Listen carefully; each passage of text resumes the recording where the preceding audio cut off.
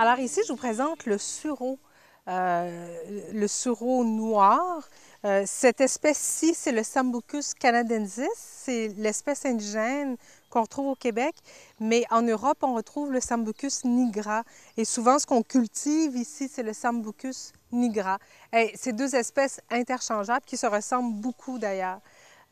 Donc, le sureau a une feuille, en fait, qui est composée et ça ressemble en fait à un ombelle de plante, mais c'est un corymbe.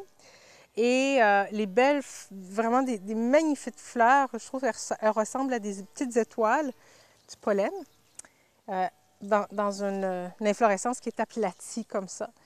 Et c'est cette partie-là que l'on récolte. On peut récolter aussi les baies, mais là, pour l'instant, je vais vous parler surtout de la fleur, qui est une des meilleures antivirales pour traiter le virus de l'influenza et les virus aviaires, de la grippe aviaire. Donc, c'est peut-être à connaître un peu.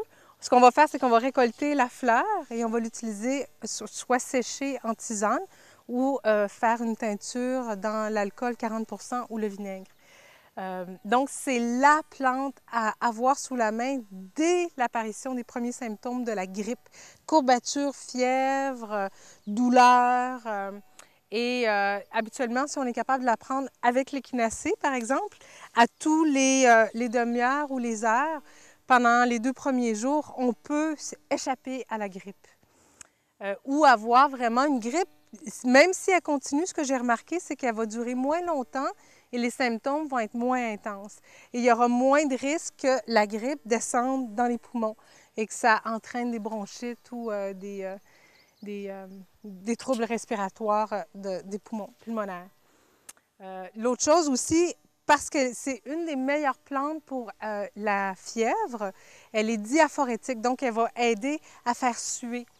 Et c'est une belle plante pour les enfants et je la recommande pour toutes les fièvres qui sont dues à des maladies, à des infections infantiles, virales, comme la rougeole, la varicelle, la 5e maladie.